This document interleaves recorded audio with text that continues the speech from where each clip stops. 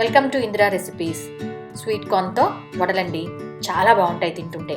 ఒక్కసారి ట్రై చేయండి మీరు కూడా. మేము చెప్పినట్టు మొక్కజొన్న వడలు చేసుకోవడానికి కావాల్సిన పదార్థాలు మనం ఇక్కడ 1 కప్పున్నర మొక్కజొన్నలు తీసుకున్నామండి. అదేనండి స్వీట్ కార్న్. దానికి 1/2 కప్పు పచ్చిశనగపప్పు. వీటిని కనీసం 1 గంట అయినా నానపెట్టుకోవాలి. మీరు ఈ మెజర్మెంట్ దేంతో అయినా చేసుకోవచ్చండి. 1 మీడియం సైజు ఉల్లిపాయని బాగా సన్నగా తరుక్కోండి. 3 స్పూన్ల శనగపిండి, 2 పచ్చిమిర్చి తరుగు, కొంచెం జీలకర్ర, 1 చిన్న అల్లం ముక్క, కొత్తిమీర, పుదీనా, 1 చిన్న స్పూన్ కారం, మీ రుచికి తగినంత ఉప్పు.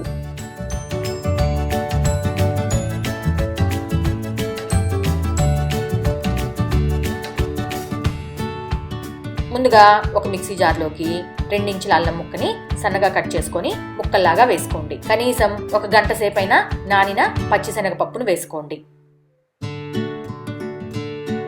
దాని తర్వాత మొక్కజొన్నలండి, ఇవి పచ్చి స్వీట్ కార్న్, వాటిని వేసుకోండి.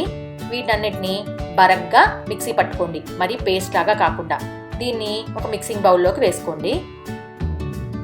దాని తర్వాత అందులోకి తరిగిన ఉల్లిపాయ, పచ్చిమిర్చి తరుగు, జీలకర్ర, మీ రుచికి తగినంత ఉప్పు, కారం, కొత్తిమీర తరుగు, పుదీనా, చివరిగా శనగపిండి. ఇది మీరు చూసుకొని వేసుకోండి. 2-3 టేబుల్ స్పూన్లు పడుతుందండి. దీన్ని బాగా కలుపుకోండి.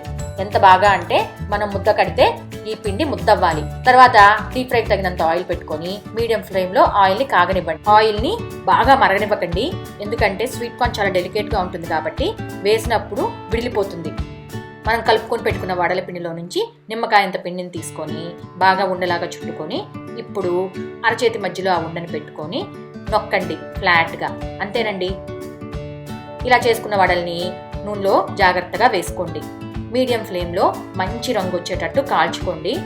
వడలు నూనెలో వేసిన వెంబటే వాటిని కదపకండి. 2-3 నిమిషాలు వేగిన తర్వాత వాటిని అప్పుడు జాగ్రత్తగా కలుపుకోండి, ఎందుకంటే ఈ వడలు చాలా డెలికేట్గా ఉంటాయండి.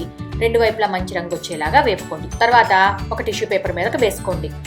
ఇలా శనగపప్పు వేసుకొని వడలు చేసుకోవటం వల్ల ఎంతసేపు అయినా సరే వడలు గట్టి పడవండి, గొంతు పట్టుకోవు తింటుంటే. ఒక్కసారి ట్రై చేయండి మేము చెప్పినట్టు.